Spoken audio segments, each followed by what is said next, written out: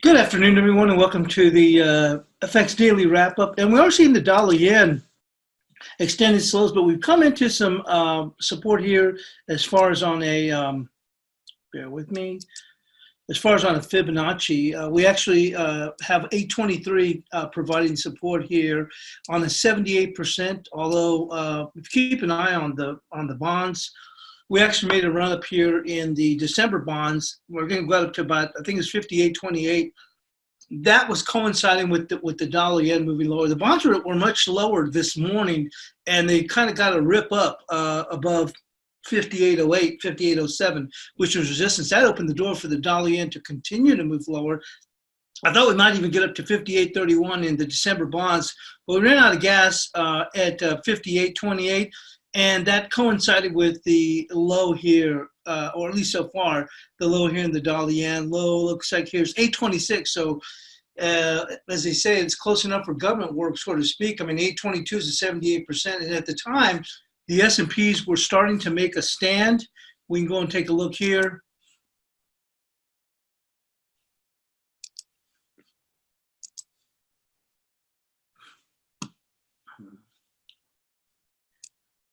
You can see here we made that dip below 35 and 30.85 got down here and looked like we might even try to accelerate below, but we've actually made two trips down there in a short amount of time, and we actually held and we started to turn things around here, and that allowed the bonds to go on and back off a bit, allowed gold, which had made it up to the 38%. We can take a look at gold.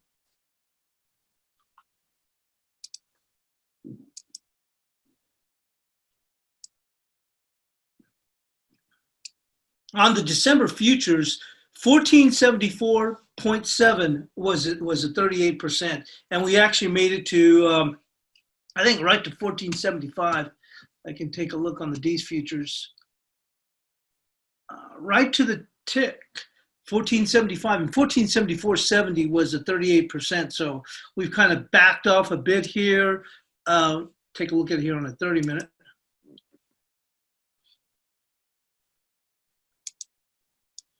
So we've kind of just eased back just a bit here. As I mentioned, D's futures made it up to 1475, 1474.70 of the D's futures is the 38% of this run back, and we've seen the market kind of ease back. Same thing as I mentioned, I was kind of keeping an eye on these bonds, see if they stretch up to 58.31. Thought we might even push back. This morning, it actually looked like, I mean, we were kind of languishing, but we're picking up some good volume. Looked like we'd make it up here, at least in the D's futures, to about 1473-ish. And then we made it up to about 1469 and change, maybe about 69.70, 69.80. And then we just turned around and slid back and looked like it was going to come up short. But then as the bonds made that move above 58.08, it opened the door for gold to run back, and run back it did, and took out those highs in the upper 69s, and obviously we made it up to, in the D's futures, up to 1475, kind of paring back a bit as the bonds ease back, which is coinciding with the dollar yen finding some support, pretty much close to the 78%, which was on their 822 and or 823, and I think we bombed out at 826. And once again, if you're trading the yen futures, dollar yen, you definitely want to keep your eyes on the December bond. I know everybody likes to focus on the 10-year. I've always kept my eyes closely on the 30-year bond. Crude oil, we've seen that going and dip back. You know, we saw that move yesterday, and then we've actually stayed exceptionally quiet. We came to an area that I mentioned yesterday in the chat room early on, which is at 57.71, which is what I call the make or break. Well, we actually got there in Asia, and then we kind of dipped back, and it wasn't until we saw the data this morning, we took a quick dip, and 57.36 was a nice volume area, and the market got past that, rallied back to 57.30 and just sat there for a while, and then it rolled down, and we found some support. 57.08ish was the next level I had. Picked up some, I think it was right at 5, and caught a little bit on the way back. Not really any significant. And I definitely didn't want to stick around, have my share of catching falling knives, and jumped out, and we did go and dip back, but we're relatively quiet. If you're looking on the DEES crude, we mentioned in the chat room, got some support here, a little bit of volume at 56.79. On the DEES futures, we've only gone as low as 56.83, so relatively quiet. Guess we're going to move into the other majors. We kept our bias chart support here since the beginning of the week on the dollar CAD at 32.69, and that's actually kept this market in check. It did it again today. Looked like there might be a chance that we might be able to get past there, but it didn't do it. Didn't fill the bill, and it ended up holding here just as it did yesterday, right there at that 32.69. We actually went just a little bit higher above it, got up as high as what, 32.71, I guess. But we've kind of spent the day now since then easing back just a bit here. We've actually come back. We're at 32.56, but we did come into the lower 32.40s. But 32.69 has managed to go and hold again here. So let's take a look here. Cable, making a run up here in cable a little bit. I mean, we've been, if you look at the ranges, I can't even remember the last time I've seen the euro trade in such a quiet range, with the exception of today, we finally moved higher. That wasn't, bear with me, that wasn't holiday induced. Because look at this. I mean, this is just, these ranges have just been pitiful. But we did keep our bias chart support here today, which was 994, and that's held the market. We've been able to get back above this 110 area. We're moving a little bit higher, but still nothing to write home about. 1015 was the key yesterday, and we just kind of got above it, and then we just kind of rolled back, and here we are, back challenge it again right now. But I don't know what it's going to take for the euro to go and make a significant move. Speaking of euro, we can go on and move into the cash dollar index. And we kept our bias chart resistance the same there. It's 98.65, but we've mentioned that 98.41, which is minor resistance, is really keeping this market from moving higher. If we get a daily close above 98.65, that puts it in a full-on buy signal. And it's just been kind of holding there now. Below that, but our bias chart support is going to be 98.11 for any dips back, currently at 98.19. Remember, it's all about the big level, which we'll see whether or not we can visit that area tomorrow if we do go on and slide back a little bit. But that's at 97.89. And you can see here when we broke beyond that level, we came down here, we tested it, failed, retested again, got above it, but we haven't been able to get past that minor resistance at 41, and 98.65 daily close above that is going to go on and trigger full-on buy mode here for the cash dollar index.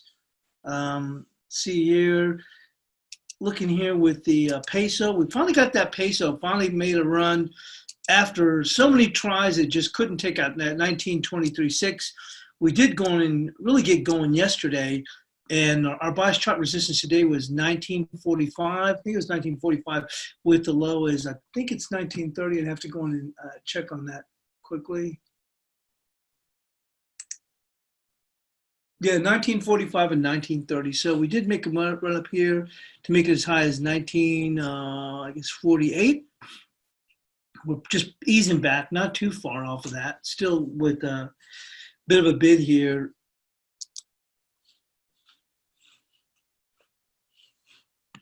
And of course, Aussie dollar, I haven't mentioned too much about that, but that's just been weak, and it just can't save itself. I mean, it's this market has just been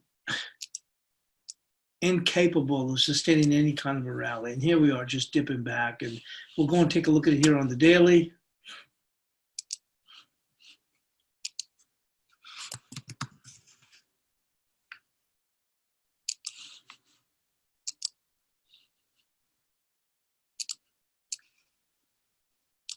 It just looks pitiful. I mean, we had this gravestone doji from last week, and we kind of hung on, and we're hanging on, and we just slid, not in a big way. I mean, if you look at the range that it's been, and then we just kind of languish. for these 3 trade days. Now, we did have the employment data, some data, but like I said, you can see here they're finding some support here at the 61%, but this market looks like it's still eventually going to work a little bit lower, potentially down here, which would be 67.54. Our bias chart support today is actually 67.81. So we actually got below that and made it down here to the 61%.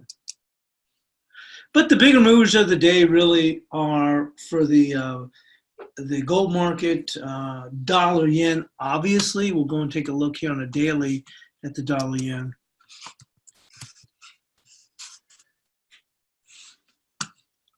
We've been talking about this for a while, and like I said, when you look at it, we've been challenging this 927. And, you know, we said if you look where equities were or have been, this thing should be closer to 111. And we've been saying, you know, last couple of days, but we weren't here yesterday, but, you know, it reminds me of that 90s song, things that make you go, And like I said, it really questions, you know, the dollar yen. It's not buying into this, you know, there's a China deal around the corner that the administration keeps on pumping every day, and the equity market keeps falling for it like Blake, like a donkey following a carrot. And the dollar yen, to its credit, it just doesn't want to follow. It doesn't believe in that. And so we said, hey, if they do get a deal, yeah, we'll gun the stops, but how far can it actually go? Because, like I said, it doesn't even want to go. Even as the S&Ps continue to make higher highs, the dollar yen just does, you know, we got above there to goose some stops, but it has not wanted to participate on this. So we finally were able to go in and move lower, and obviously with bond rates, where they were allowed this thing to push and make it all the way down here, just about to the 78%. But it certainly looks like overall, we're probably going to go and eventually end up working lower. I mean, at this point, I mean, I have to wonder when the equity markets basically call bluff on the administration. And also, there's some concern yesterday. They were saying that China is not the sticking point now is China's not going for those farm purchases. So, and from a little bit of a backline story, Trump needs those farm purchases because of they've had a lot of problems in the Midwest, and definitely needs those Midwestern states. So without a China deal, with a China deal without you know, extensive farm purchases, that is not good. And so that's a sticking point. So you have to wonder at this point, do we see a pullback in equities? But like we're looking at right now, we're at 30.91 here on the S&P. So you got to wonder about that. I mean, it just keeps on playing along with this, and you have to think. You would think, I thought maybe today might be the day where maybe as they start to break, they just start to cascade a little bit lower. Don't expect a major pullback or anything, but maybe I think we mentioned in the European crossover webinar, if we do pull back at least around to the 30.60, and we're still holding up, bouncing right back. And you can see gold coming off a little bit as we came pretty much, you know, well, actually we did hit it right to the tick, the 38%. We actually exceeded on the December futures by about, I think it was like 40 cents or something like that. And here we are paring back. So we can start to see gold kind of ease back. I thought maybe if the S&Ps came under some trouble, we might goose some stops above 1475, maybe stretch it up to 78 or so. But with S&Ps come back now, the gold market is going to ease back just a bit. And crude, it's gotten fairly quiet. I mean, it's was a very quiet post session yesterday throughout Asia into Europe this morning. Very, very quiet trade as the market just kind of held here. Not sure what it wanted to do. And after we got the report, we finally started to slide, but it's not like as if we're going gangbuster to the downside.